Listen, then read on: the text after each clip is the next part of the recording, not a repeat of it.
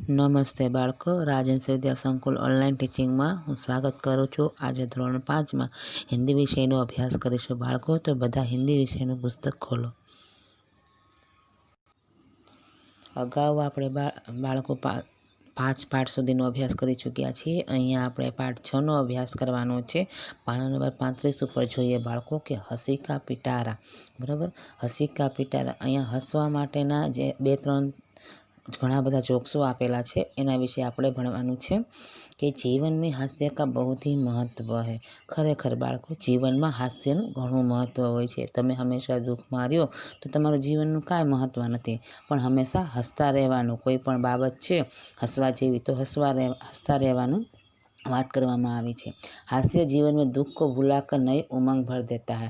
હાસ્ય, તમે કોઈ પણ એવી બાબતો હોય કે કોઈ પણ કાંઈ વસ્તુ માટે દુઃખી હોય તો એને આપણે હસીને આપણે એને આપણે જે કાંઈ દુઃખ છે એ ભૂલાવી શકીએ છીએ।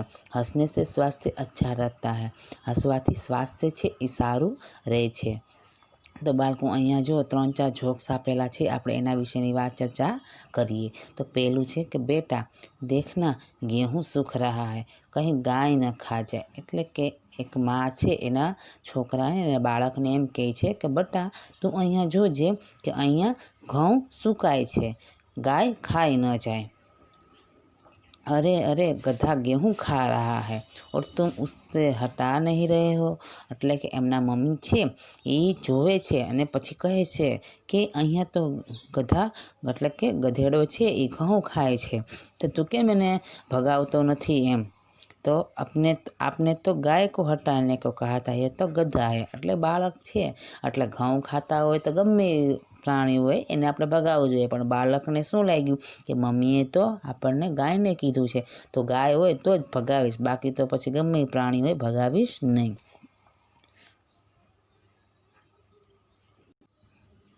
અહીંયા બાળકો પાનું ફેરવો અને જો પાના નંબર 36 ઉપર પછીના આપેલા છે કે દો હિન્દી વ્યાકરણ કી તૈયારી કર રહે થે। એટલે કે 2 બાળકો હતા, બરાબર, એ 2 દોસ્ત હતા, એ હિન્દીની વ્યાકરણ માટેની તૈયારી કરતા હતા। પહેલા દોસ્ત दीपक मिठाई नहीं खाता, इसमें दीपक क्या है। એટલે કે પહેલા એક છોકરો હતો, પહેલા છોકરો એને એમ પૂછ્યું કે દીપક મીઠાઈ નહીં ખાતા, દીપક છે એ મીઠાઈ નથી ખાતો, તો આમાં દીપક શું છે એમ। દૂસરા દોસ્ત મૂર્ખ, એટલે એને વ્યાકરણની વાત કરી હતી, પણ આને જે બીજો દોસ્ત હતો એને શું કર્યું, મજાક કરી, મસ્તી કરી કે મીઠાઈ ન ખાય તો મૂર્ખ જ કહેવાય ને એમ। આપણને કોઈ મીઠાઈ આપે ન ખાઈએ તો આપણને મૂર્ખ ગણે એમ। એટલે બીજું બાળક હતું એને એમ વિચાર્યું। मालिक नौकर से तो कोई भी काम करने से पहले मुझसे पूछ लिया कर। એટલે કે માલિક હતો એ નોકરને એમ કીધું કે તું ગમે એ કામ કરને મને પૂછીને જ કરવાનું એમ। नौकर थोड़ी देर बाद मालिक रसोई घर में बिल्ली दूध पी रही है, क्या मैं उसे भगा दूँ। એટલે કે નોકર એવો હતો કે માલિક એમ કીધું હતું કે તું ગમે કામ કરને મને પૂછીને કરવાનું। એટલે બિલાડી છે એ દૂધ પીતી હતી, છતાંય માલિકે એને ભગાવી નહીં, એ શું કર્યું, એને માલિકને પૂછવા ગયો। एक आदमी दुकानदार के पास जाकर बोला, जनाब कुत्ते को बिस्कुट मिलेगा। दुकानदार बोला, यही खाओगे या घर ले जाओगे। એટલે કે એક આદમી છે, બરાબર, એક માણસ, એણે એમ પૂછ્યું કે કૂતરાનું બિસ્કિટ મળશે અહીંયા એમ। એટલે દુકાનદાર હતો એને શું કીધું કે અહીંયા જ ખાવું છે કે તમે ઘરે લઈ જાશો। रामू અને श्यामू को देखकर क्या वे गधे को लेकर कहाँ जा रहा है। રામુ શ્યામુને એટલે કે રામુ નામનો છોકરો છે એ શ્યામુને જોવે છે અને એમ પૂછે છે કે ક્यों वे गधे को लेकर कहाँ जा रहा है। તો શ્યામુ, મૂર્ખો ક્યાં, એક ગધા નહીં કૂદતા હે। એટલે કે શ્યામુ એમ કીધું કે મૂર્ખો છો, આ ગધેડો નથી કૂતરો છે એમ। રામુ, મેને કુત્તે સે ही પૂછ रहा हूँ। એટલે કે એને એમ કીધું કે હું કૂતરાથી જ પૂછું છું એમ। चलो बालको, અહીંયા આપેલું છે આપણને અભ્યાસ કે બચ્ચों को अपना मनपसंद चुटकुला सुनाने के लिए कहे और પ્રોત્સાહિત કરે। એટલે કે બાળકો તમારે લોકો છે તમને આવા ઘણા બધા જોક્સો આવડતા હોય, બરાબર, તો એ જોક્સ છે એ તમારા નોટબુકમાં લખવાના છે। પછી છે પત્રિકા મેં ચુટકુલે ખોજ કર પઢીએ।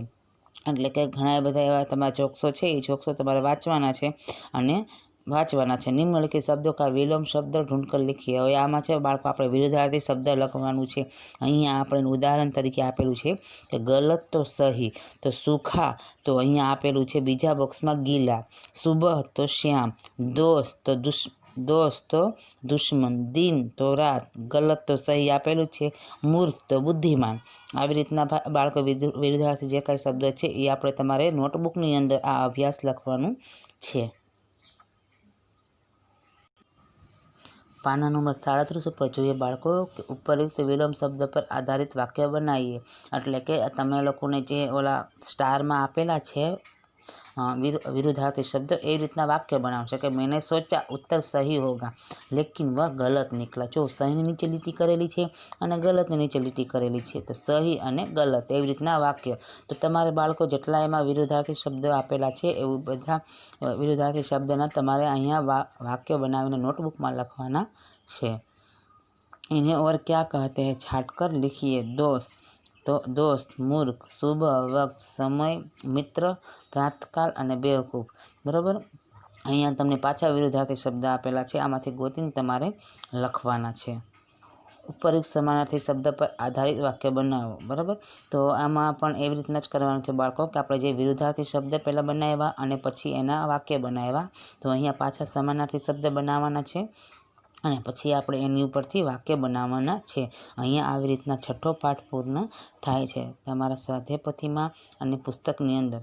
તમારે પુસ્તકની અંદર સ્વાધ્યાયપોથીમાં અત્યારે નથી પૂરવાનું બાળકો, તમારા પુસ્તકમાં જે પ્રશ્ન આપેલા છે 5 પ્રશ્ન પાના નંબર 36 અને 37ના એ નોટબુકમાં લખવાના છે।